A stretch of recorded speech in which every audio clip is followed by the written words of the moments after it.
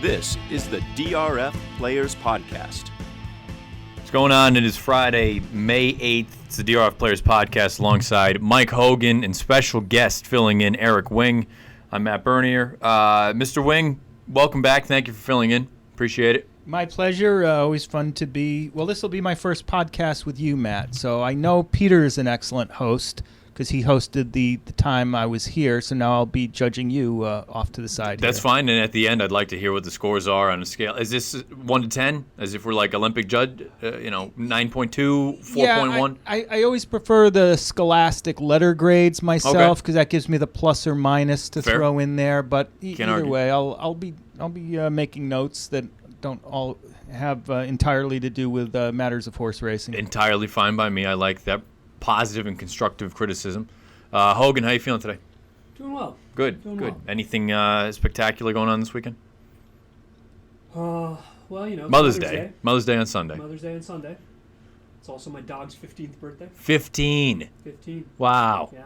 How old is that in people years? 100 or something. I don't know. Wow. Yeah, I was gonna say, how does he move around? He's good. Yeah. He's good. I think I mentioned. I don't know if I mentioned it on the podcast. Teddy, correct? No, that's your boy. That's your boy's name is Teddy. What's your dog's name? Sydney. Sydney? Sydney. Okay. Sydney with an I. Sydney, as in Sydney Poitier. Sydney. Yeah. All right. Yeah. All right. He's a bit of a paddler. He runs, but he paddles when he runs. Okay. So he looks a little like we've talked about St. Trinians. Sure. He looks a little like that. So he didn't bring a lot at auction. No. Not a smooth mover. No, not a smooth mover. But he can cover some ground. He still runs pretty good. He can still get after it a little bit. That's good. Yeah. We also happen to be He's three. on the Lasix too, by the way. Well, really? All right. Oh, yeah. He's got the meds. Yeah. He went first Lasix about a year ago. That's good. Prevents we're not going to get into it. Also, three members here of the DRF Round Trippers, the Fantasy Baseball League. Oh, yeah. This is one quarter of the league is in here. Right now, I believe Eric is the leader. You are not leader overall, but of the three of us, you are ahead. Mike, you're in second. I am bringing out the rear at the moment. Mike might have nosed in front of me last night. I had Corey Kluber for yet another atrocious start. Woof. Which is just killing my whip and ERA. I think you're married to him now. You're not going to be able to trade him for fair value, and you can't really bench him. You're stuck with the guy. I can bench him, but you can. I'm the manager. I can do do whatever I hope want. He comes out. Yeah, I agree. He's a hard guy to trade. Talk about selling low. Right. So. Right. All right, so obviously Mr. Fornatale is not here. I believe he is up at Saratoga. But we've got the three of us. We're going to go through the 4 PH races. We'll do them in post-time order when they're supposed to go off. Before we get into it, real quick, Eric, I'm going to put you on the spot. Thoughts on the Derby overall? Very formful race. Pretty much all the ones who were supposed to show up showed up, with the exception of Upstart, which I haven't heard anything about his status. But really, other than the obvious that everybody stated 1,000 times, Materiality was compromised by his trip. Frosted was compromised perhaps by trying to close into a slow pace. American Pharoah, Firing Line, and Dortmund all ran well. If you ran that race over again 10 times, I think those three would come close to splitting their decisions. I don't know if that's a shocking statement, but I thought all three ran well and close enough in ability to each other, at least as displayed on Saturday, that I don't think American Pharoah is a lock whatsoever in the Preakness, simply by virtue of the fact that I think either Firing Line or Dortmund could come get him if they both take part. I was going to that leads into the second part. Do you think that this, a lot of people are making it sound like this is just a foregone conclusion that we're going to be going to Belmont here in 4 weeks and there'll be a Triple Crown on the line? Do you agree? No. I mean, we could. Right. If my life depended on the outcome of the Preakness, I'd have to be playing American Pharoah, but I guess Competitive Edge is now not running, so that makes it a little more likely. But I would take, if you gave me Dortmund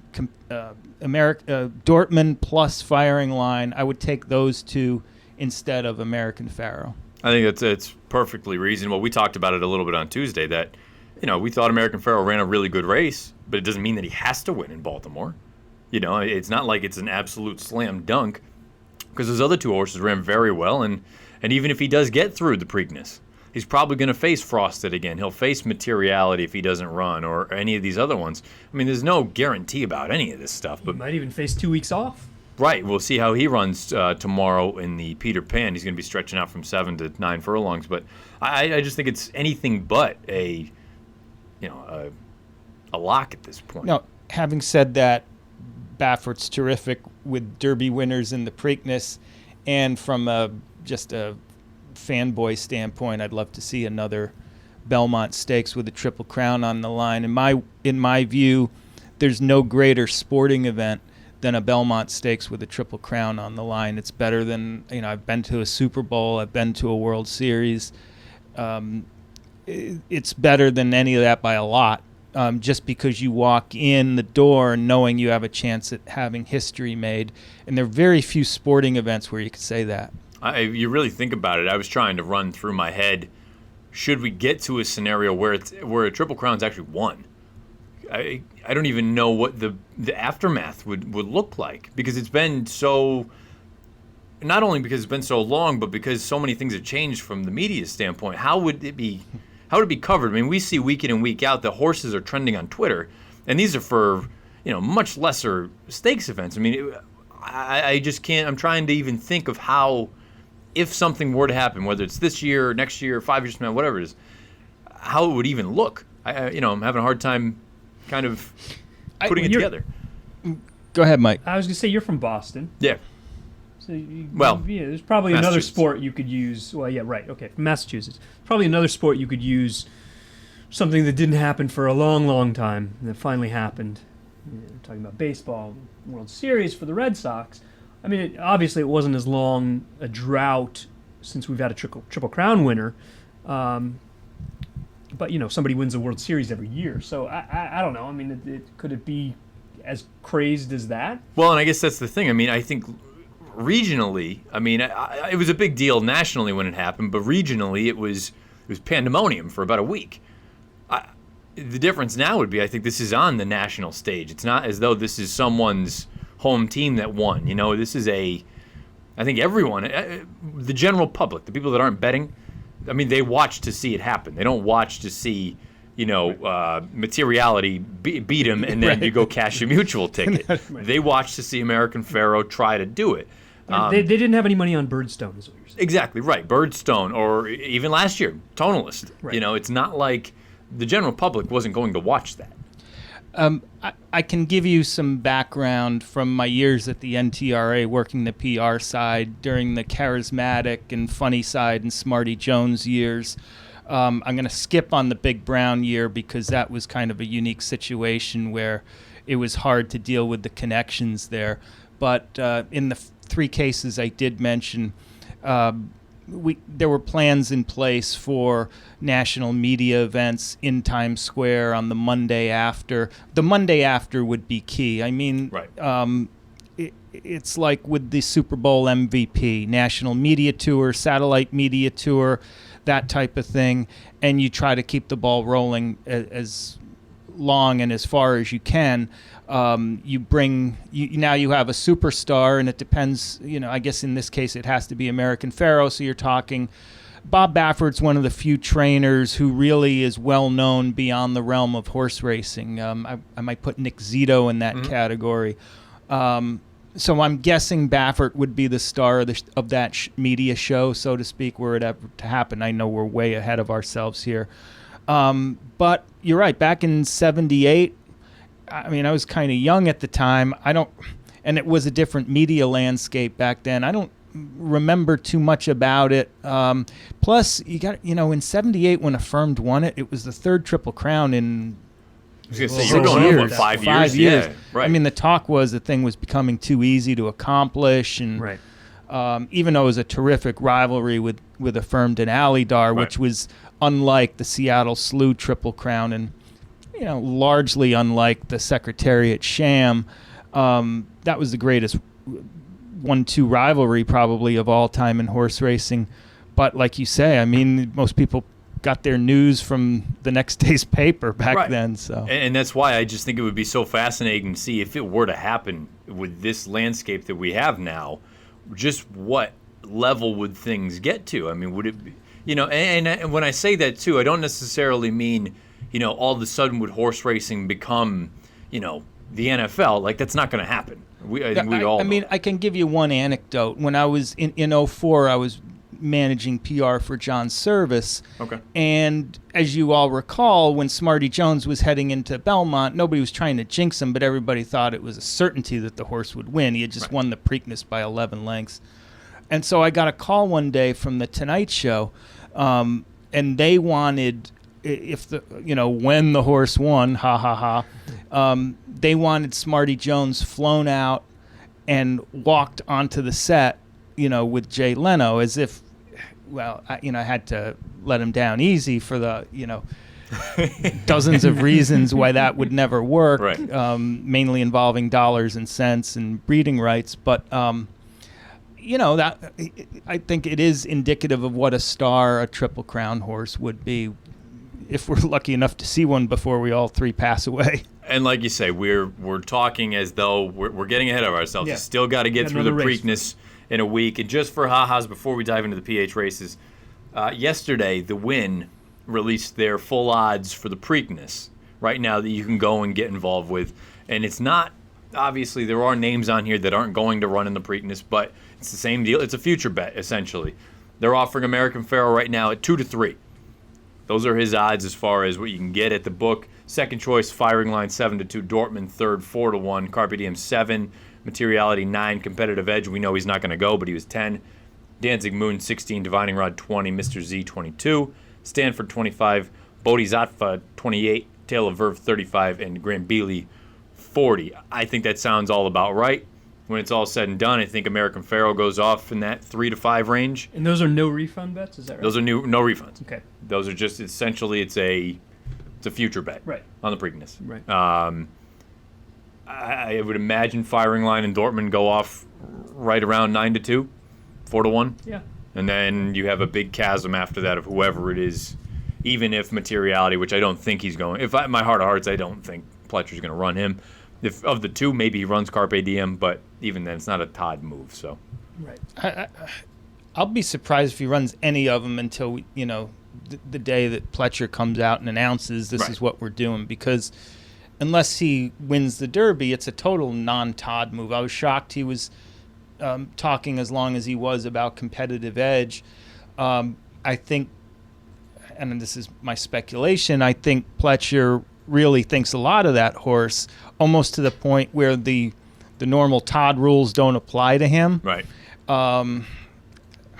But I guess he'd like to be represented. It would just seem I'm a little confused by the fact that, unless Stanford has something wrong about him that we don't know, why Stanford isn't running in the Preakness instead of one of these 2-week wheelbacks. Right. Now, maybe that work was so bad. True. It's possible because you look at some of the things and you hear it just wasn't all indication. The reason they pulled him out was that last work down there was a disaster. Right. Illman brought it up, and thank you. You guys did a great job Saturday, by the way, and Friday. As did you. And Friday.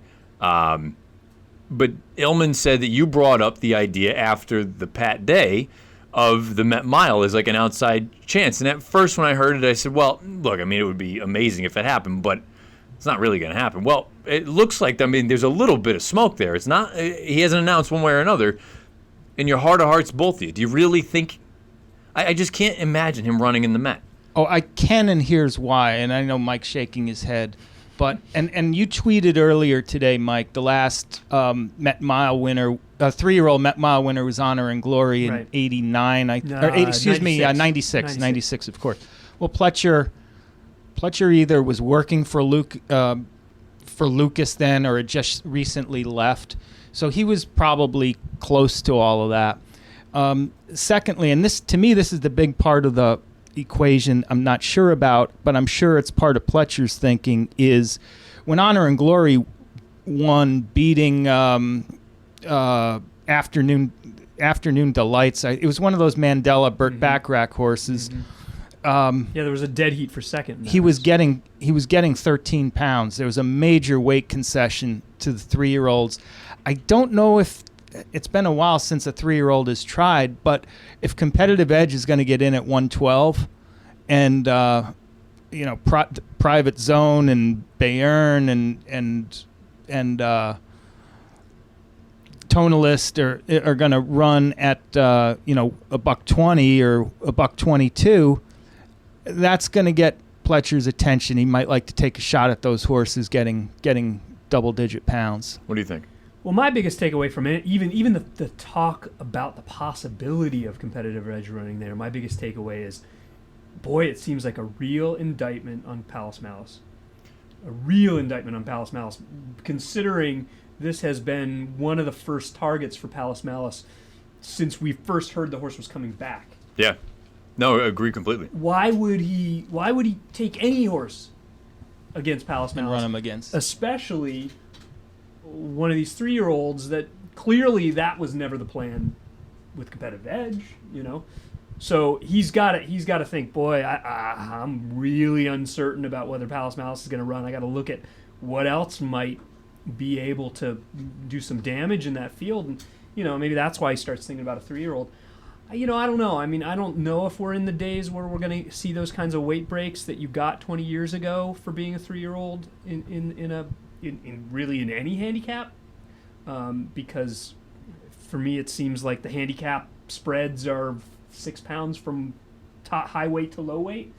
So I don't know. I mean, if he gets a 12-pound or even an 8-pound break on the favorites in the field, I can see him taking a stab at it. It just seems like an odd place of all places. I agree with all of you. It's an atypical handicap race in the respect that it's not a fall turf race where they're all like 4 and up and you're handicapping or weighting them based on their recent performances. It's like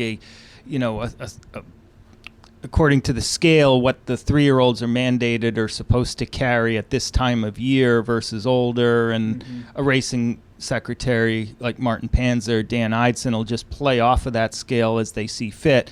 And yes, that's where the tight weight ranges kick in, because they might use the scale as a guide, but their primary guide is to try to attract as many horses to the race, and that's where they start cutting people breaks perhaps on occasion.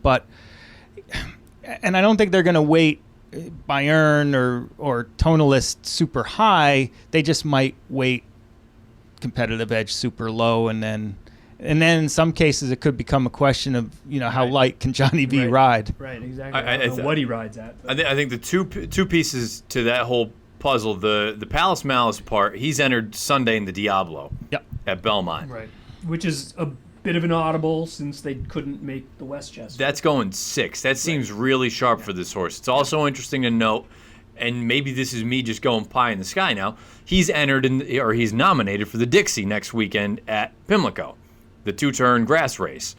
I don't think he may have debuted on grass early on at Saratoga, but he's not really run on grass in the past. He's bred for it, though. Curlin, Royal Anthem, the whole 9.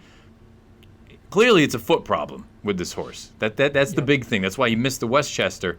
Should you, for some reason, if he does not run Sunday and you run him in the Dixie and that's his prep for the Met Mile, say he loves the grass. They also run the Manhattan on Belmont Stakes. Do you have to run him in the Met? At this point, he's won that race. He's won the Belmont Stakes.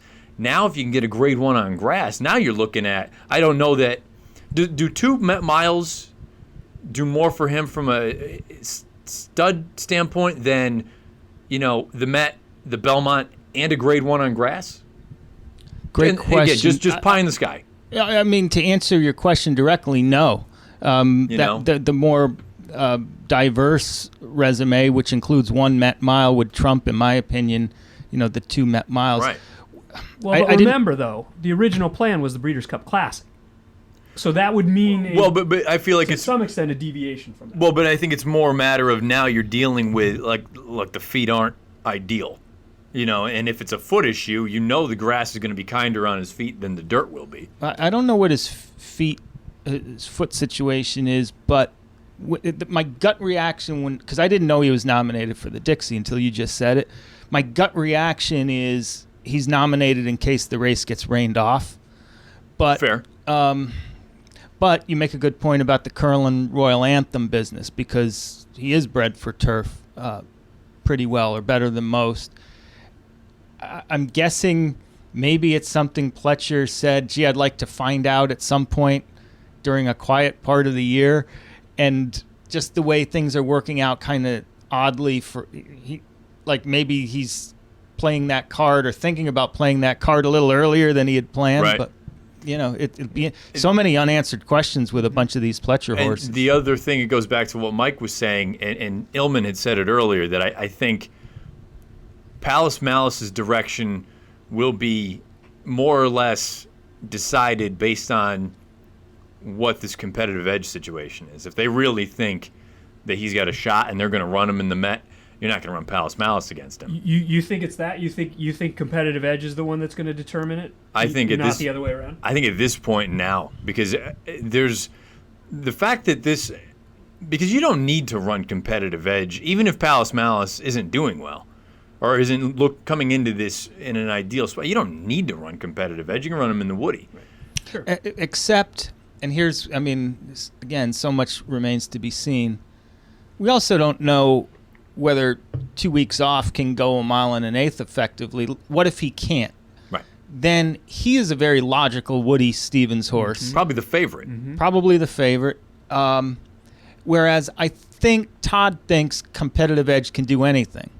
So, he may be playing off of 2 weeks off. He may be playing off of Malice. I will say I don't think Pletcher would have any qualms about running 2 horses in a short field grade 1, even if one of them is Malice. I think, he's got too many horses to be looking to duck himself. That ship has sailed in his barn. I think the other thing, and we'll button it up on this and get into the races, but Dan brought up something else where, let's say American Pharoah doesn't win the Preakness, and you go and you win the Met Mile with competitive edge. All of a sudden, 3-year-old is obviously up in the air, and overall horse of the year is still up in the air, because that's something that you can make the argument you've already got the upper hand. I know so many people put so much weight into the Derby. I may be one of the few that says it's still just another race. I know it's still bigger in stature, obviously, but for me, it's not an end-all, be-all that the 3-year-old winner of that race should be the automatic, leader in the clubhouse. If that scenario played out and American Pharoah didn't return until, let's say, the Haskell or whatever it is, and maybe that would be the meeting of the two of them, and this horse competitive edge, should he win the Met Mile, I would almost look at that as, all right, we've got a toss-up now, because he would have beaten Private Zone. He would have beaten Tonalist. I would say we've got an even race right now for 3-year-old and for Horse of the Year. So maybe that's just something else that they're at least keeping in the back of their mind. Yeah, I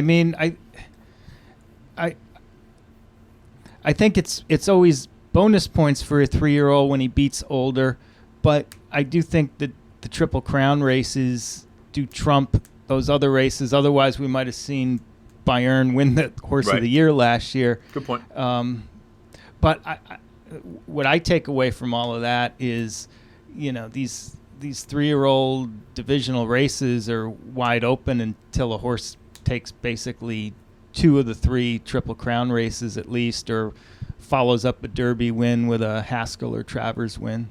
Yeah, no, I completely agree with all that. And really, you don't have to go that far back to see a year where it looked like, all right, 3-year-old division seems to be okay. Orb wins the Derby. Oxbow wins the Preakness.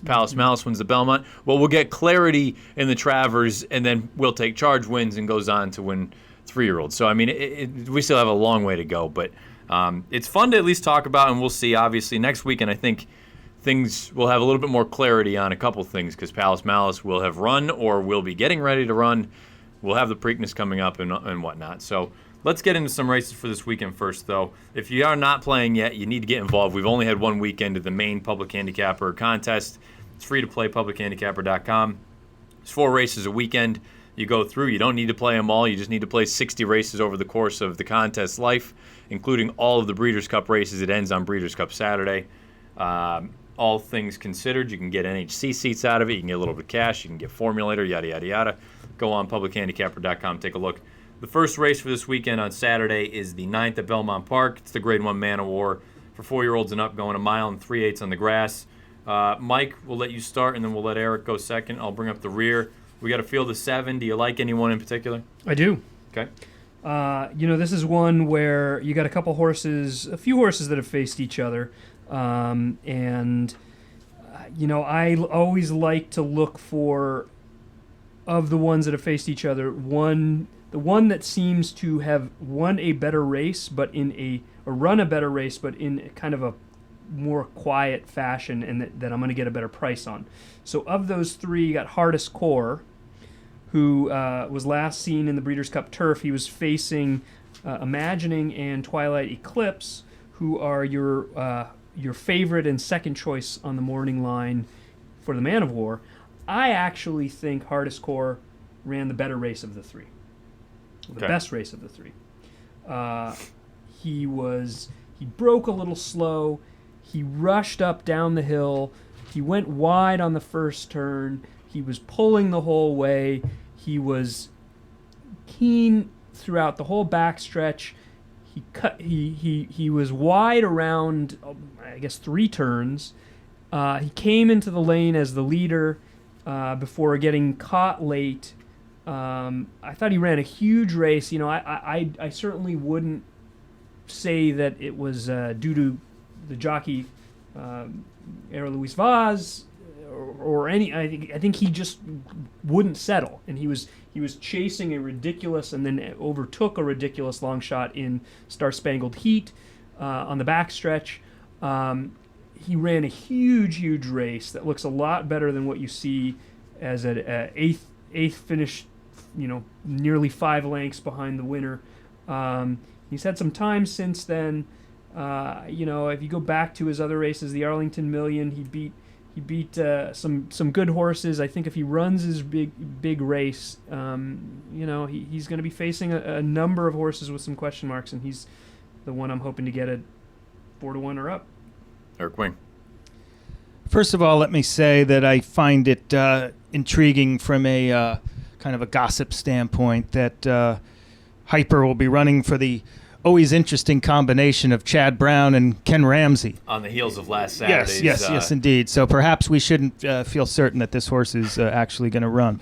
But no, getting... well, Chad doesn't have any other horses in here, so I think we're good. All joking aside, what Mike just said about Hardest Core, I couldn't have written it better myself, because I was going to make many of the same points. The only thing I'll disagree with Mike on is I think he was being a little kind about the trip that Hardest Core had in the Breeders' Cup Turf. I would just call it a trip from hell. I don't know if it was jockey error.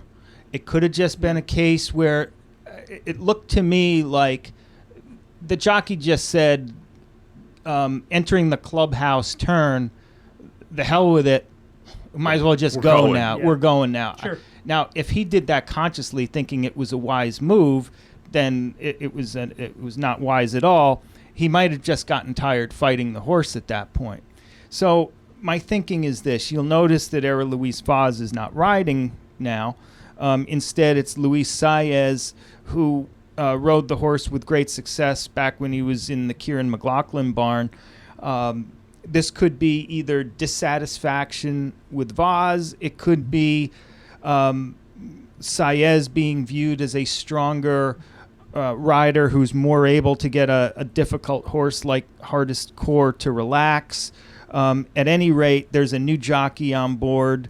The trainer, Eddie Graham, was quoted as saying, he might need one this year. I'm not sure. Well, all I'll say is he sure didn't need one last year when he came back off the bench. He ran very well, albeit in just a 3 other than at Parks, but he kind of validated those performances, obviously, at Delaware and later in the Arlington Million. So I think, his race is considerably better, at least with the Breeders' Cup Turf. Imagining ran great last time, but, he and Twilight Eclipse are often close together in ability, and I'd rather take a shot that Hardest Core is going to fire his A race, and there just might be more upside there if he can behave himself a little bit more in the earlier stages of the race. Also, I forgot to say he loves Belmont Park too. Yeah, Hardest Core figures in here. There's a part of me though that is poor as that trip was that he had, and I'm going to say it was a poor ride, like you say, maybe it was just a combination of things. I don't know how good he actually is. The Arlington Million, I thought, was an absolute joke last year. It was magician after the good magician. He was a little bit off over in Europe before he came over here, and then consequently was retired after that. You look at the rest of that field, side glance, there wasn't much in there. I know he ran good in the turf. I can't argue that. He ran better than it looks on paper. I still don't want to take a shortish price on him. I've always been a fan of Twilight Eclipse. I'm getting a little sick of his deal. He should have won last time in the Pan American. You finally got away from main sequence and you couldn't get the job done. Maybe he moved a little early on the far turn. But still, and imagining, he looks finally like a professional racehorse. He's not goofy with the lead changes now. I think that also coincides with this new running style. He's not on the lead now. He's coming from off of it. That being said, again, I know imagining. Yeah. I can't possibly back you He's there. 7. How is he going to improve off that last effort? I don't know. You know? Dynamic At Sky. 9.5? Dynamic Sky, never liked him, never been a fan. Comes the Dream, I think, is cheap. War Dancer, I've always been a fan, but I'm sick of his antics too. He just doesn't like to get the job done. Maybe Mott needed to get a little bit of fitness into him. Long story short, I'm going with Hyper. I'm going with Chatta and the Ramses. He hasn't been out in almost, what are we looking at, a year and a half. That being said, Brown, past 5 years, turf routes, 400 days or more layoff, 6 for 11 with a 405 ROI. The other thing I love about this horse, I think there is a little bit of speed in here. He should be able to sit in that second flight, I think, with the new imagining. I'm going to call him that from now on because it's a different running style. The other part, you look at Hyper, I know this is a ridiculous layoff. All of his other layoff lines, he's come back and fired fresh in each and every one of them. I think he's a horse that's going to be in a good spot. Johnny V takes them out. I think that's positive. And I know I'm going to get a price in a field where I don't love anyone else. Hyper's 10-1 on the morning line. I think I'm going to come pretty darn close to that, maybe 7 or 8 at the lightest anyway. So that's where I'm going in the Man of War. Like it. The 11th on opening day at Monmouth Park is the Decathlon. It's a massive field. We have 14 going out, 6 furlongs on the main track for 3-year-olds and up. Mike, you mentioned there's a bunch of horses that are cross-centered. You're going to want to go into Formulator and take a look. I'm going to leave that up to you guys. That's on you. We can't hold your hand with everything. Yeah. You go on, you look at what you need to see. You can take a look at that. I think you can go a number of ways. The one thing I will say is there is speed everywhere in this race.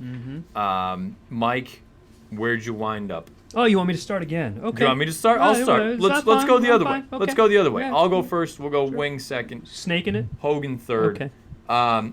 There is a ton of speed signed on in here, and I guess this horse, there's no guarantee that AP Indian can sit.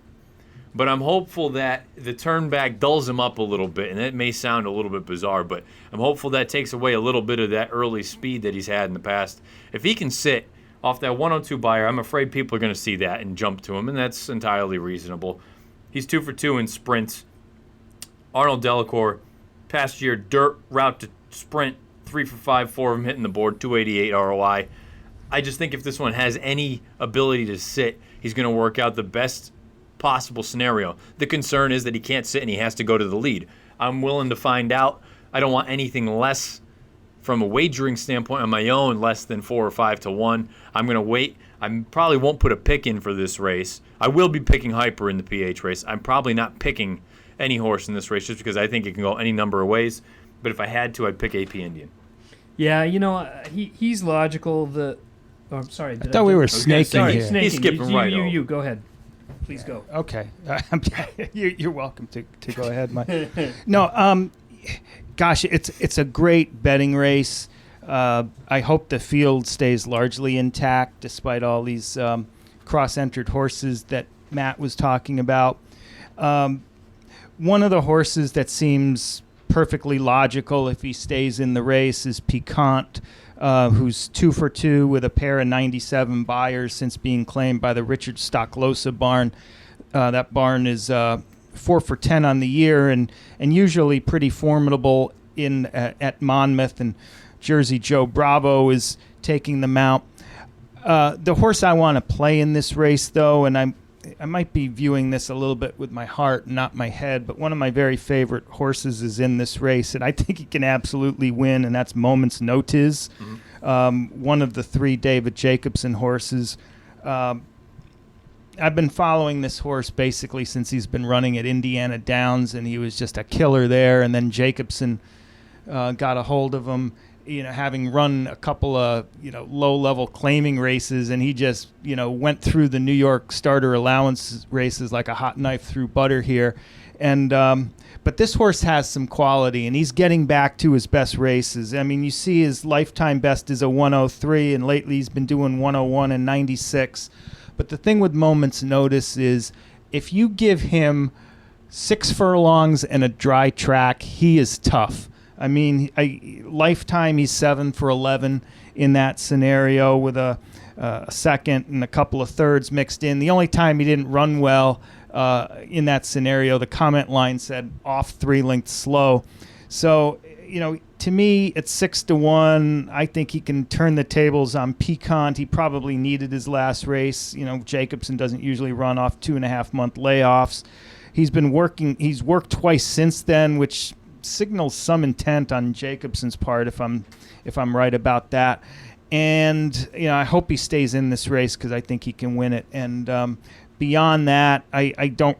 There are so many different ways. I like the horse you mentioned, Matt, and I think Favorite Tail is going to be, has some quality speed for this level, and it'll be tough under Paco. But Moment's Notice is my horse in here. The other thing I like about Moment's Notice is the running style. With all this other speed signed on, I think this one can sit 2-3 lengths off and then make that run and pick up. Once everyone else is tiring, you put in the run. So I think fits nice. He can win on the lead. He can win from off of it. He's won plenty of races both ways. No, I like it.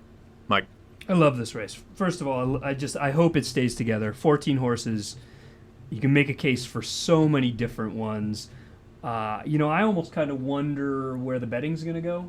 And one of the things I was going to say about your horse, AP Indian, Matt, is I would actually be surprised if he does not end up the favorite. I think he's going to be the favorite. Yeah. I think people are going to see that 102, and they just immediately... People love numbers. Yeah. I mean, here's another number for you. 7 for 7 in the exacta. Right. Here's one more number for you. The morning line favorite is coming off of a layoff of nearly 6 months and a dull effort. Right. So I think AP Indian, the biggest concern I'd have from him, you said the trip. For me, it's the price. In a 14-horse field where I think almost anything can happen and I can make a case for a bunch, he might be 7-2. And that's my main concern. One other interesting side note that I mentioned to you a little earlier, Matt, AP Indian is the 5-year-old older half-brother to Tiz Shady, who is running the Peter Pan. So, fun fact. Little fun fact. You got that family could very well take down 2 stakes races this weekend and on Saturday. But because of that, because there's a lot of really good horses in here, because a lot of them are win machines like Moment's Notice, who is the kind of horse you'd love to own, always shows up with a good effort, especially on a dry track. I kind of want to take a stab at ones that might be a little bit more of a price that I think I can make a case for improving. And there's 2 in particular. I'm going to look and see what the scratches look like, since there are some cross-entered horses, and I'm going to go one of 2 ways. I'm going to either going to go with number 11, Javert. We called him Javert. I think he fits in here perfectly. Javert.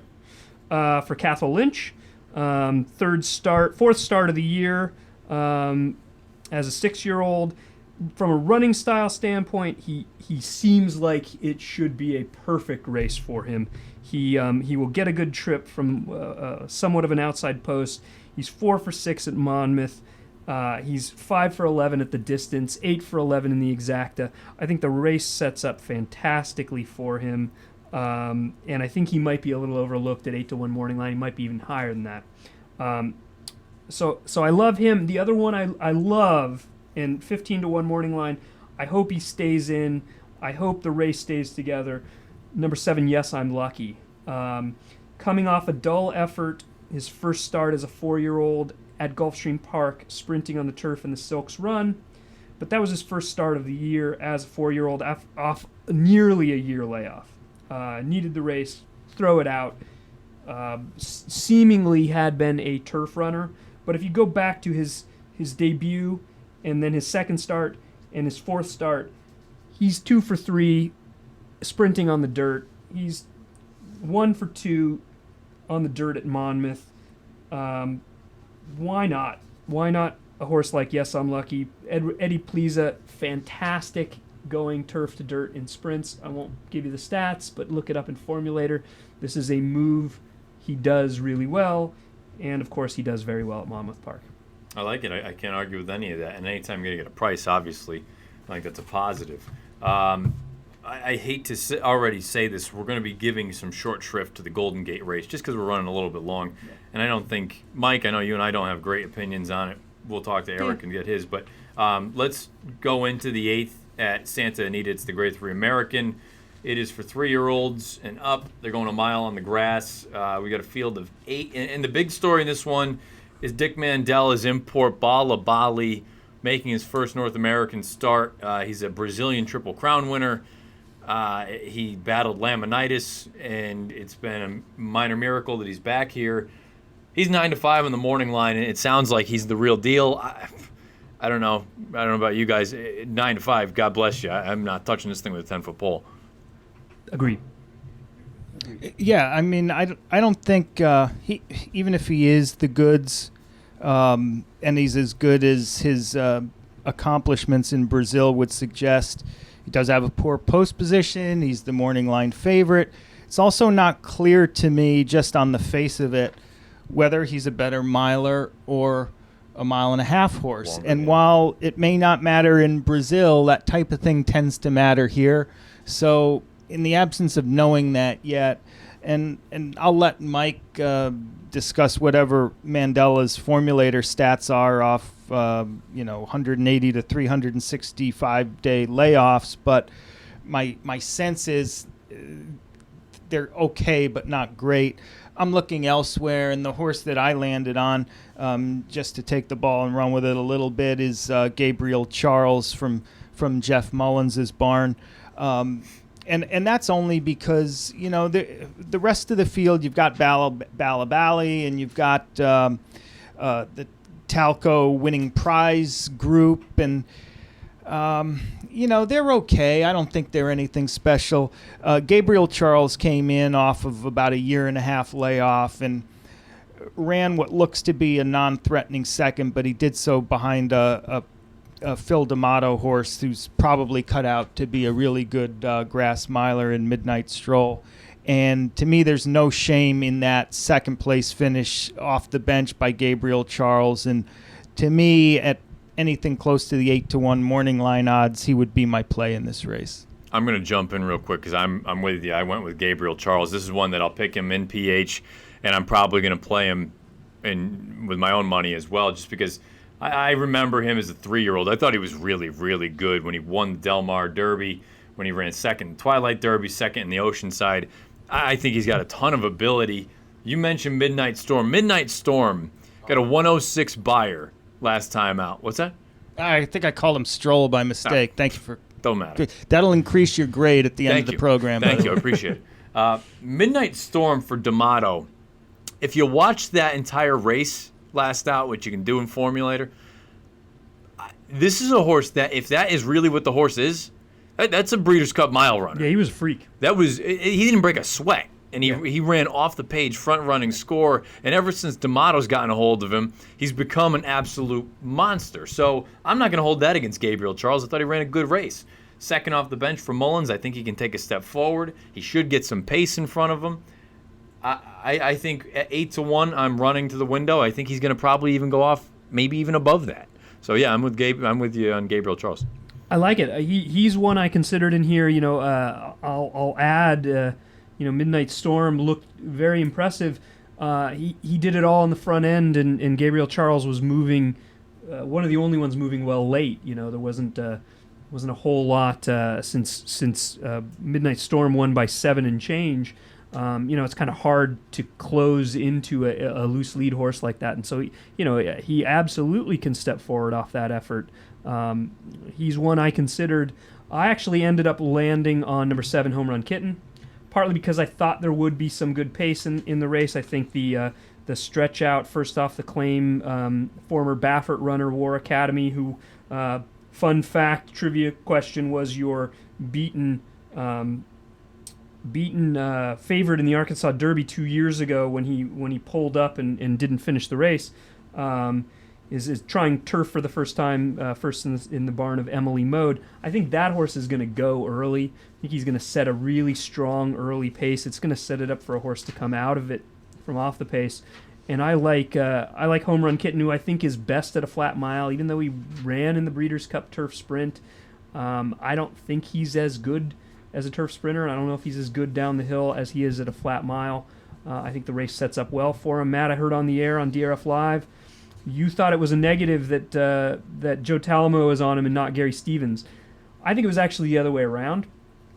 I think Talamo is the regular rider for this horse, and I think in the last race in the San Simeon, Talamo chose Sweet Swap. Is that the horse's name? Sweet Swap. Chose Sweet Swap over Home Run Kitten, maybe partly because he thinks Home Run Kitten is better on a flat mile. I think from a class standpoint, Home Run Kitten was running against horses like Ring Weekend, Summerfront, Za Approval, Avanzare, even Alert Bay, who I think many of them, aside from this first in North America horse, I think any of those would be favored in this race. I think from a class standpoint he fits. I think he'll get a good setup, and I'm hoping to get a decent price. Very good. I like it all. And let's wrap it up with our fourth and final PH race. We kind of tipped the hand a little bit. It's the 7th at Golden Gate. It's the $50,000 Golden Poppy, going a mile and 16th on the grass. At first glance, I said there's a ton of speed in here. It's a race that I don't have a really good feel for. It's not one that I'll be making a pick for in PH. I guess if I had to make a pick, I'd go to the outside, the 10 Humoristica, going out for Dick Mandela. He's sending her up north. But having said that, this is a race that is a complete punt for me. I'll say I agree, Matt. I think there's a lot of speed in the race. Humoristica I would be against, even though, I mean, it's no great shakes to be against a 10-1 morning line shot. But to me, this looks, being out of half bridled, this looks like a desperate attempt to get black type on this horse It absolutely is, which is why I picked her. Yeah. Who like the siblings aren't very good. But anyway, so it's funny. You guys see it half full. I see it half empty with Humoristica. I was looking to the closers because I just don't see much in this race. And the one I like best is Agua Fria from Neil Drysdale. Now, ran a fast race going down the hill from a disadvantageous rail post. The races before that, while carrying more weight, are pretty good. So with the weight reduction, I think this horse is easily capable of running the 85 or so that it's going to take to win this race from a buyer standpoint. The only other thing I like that I'll point out, if you look at the kind of jockey trainer stats on the lower right of the horse, it makes it look like, Drysdale and J.J. Hernandez are awful together, and that's really not true. Going back to a year and a half, it might be true, but it's a case of small data sample. If you go back 5 years, the two of them together are 3 for 14, which is 21%, but 2 for 6 together in grass races, and Drysdale shipping up in general to Golden Gate is 12 for 57, good for 21%. So to me, I don't feel strongly about this horse, but race flow and ability would lead me in Agua Fria's direction. I like it all. Mm-hmm. I like it all. Again, it's a race that I don't have much of an opinion on, and I won't be playing in PH, but everyone else, you got to get involved. I don't know if you haven't and you're listening. You listen to the same thing every Friday. Why aren't you playing? Right. PublicHandicapper.com. It's free to play. Get involved. Make sure you have your NHC membership, your tour card. That way you're eligible for the NHC seats. Real quick, what are the standings? I know Pete and I both had Divisadero. You guys both had Divisadero. I had nothing, and let's take a look. Did Pete have anything else besides? I had a cap horse run second and shook up. Pete Fornatale is 1 for 4 with $11.20. Mike Hogan's 1 for 4 with $11.20. Okay. I am 0 for 3 minus $6. Okay. So very early on, and the leader at this point through one weekend is at $35.20. Again, it's very early. Sure. But the beauty of this going forward is you don't need to play every race. You just got to get in 60 to be eligible, and it wraps up. And that's playing all the Breeders' Cup races. And if you start this week, you're ahead of Matt. That's right. You will be at $0. You're tied, but with 3 games in hand, That's essentially, right? You will be up on. No, because it Matt's goes up and minus down. 6. Oh, so okay. All right. It fluctuates. So +2 or plus whatever your win is, and it takes away your losses. You can skip a race and it does not count against you. Right. You if you pick and lose, you -2. So I'm in the hole early on, but that's all right. We got a long way to go, and I made it clear I'm going to be more picky and choosy with this one. So. Matt, you've dug yourself out of much bigger holes than this, I must say. I have from time to time. I was going to say $6. I think I can come back from that. Mr. Wing, thank you for filling in. Hey, my pleasure. And let me just say, Matt, before we say goodbye, I was a little concerned early, a little too familiar calling him Hogan. Yeah. Also, just for a split second concern, you were copying my American Stakes pick. Oh boy! But after I've weighed all the factors, and not incidentally, your proper correction of me for getting Midnight Storm's name wrong, combined with your always excellent grammar and voice modulation. An easy A all the way for Mr. Bernier. That's an A right there. I think you're an easy grader. Wow. I think he just buttered me up by backing me up on. I think that's why I call him Hogan. Though. Yeah, that's why I refer to him as Hogan. He was brown-nosing the teacher we're there. on sports terms or sports names basis here. Next week, we're still TBD on how we're going to make this thing work. So you're going to want to stay tuned. Yeah. Just because Pete is going to be out at Santa Anita for the Preakness handicapping tournament there, and I will be down at Pimlico from Tuesday on. So I will say, I will go on record right now and say at least we being Pete and myself, and hopefully you, Matt, if we're able to work it, we'll do a Tuesday podcast. Okay.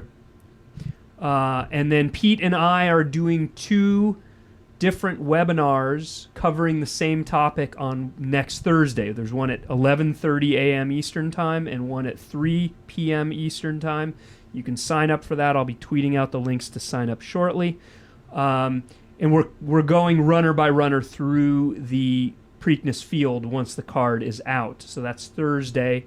And then we'll, if possible, do a podcast doing essentially the same sort of thing and covering the PH races either Thursday or Friday. TBD who all will be involved. Beautiful. So obviously stay tuned to all of us. Thank you again to Mr. Wing for filling in. Until Tuesday, best of luck throughout the weekend.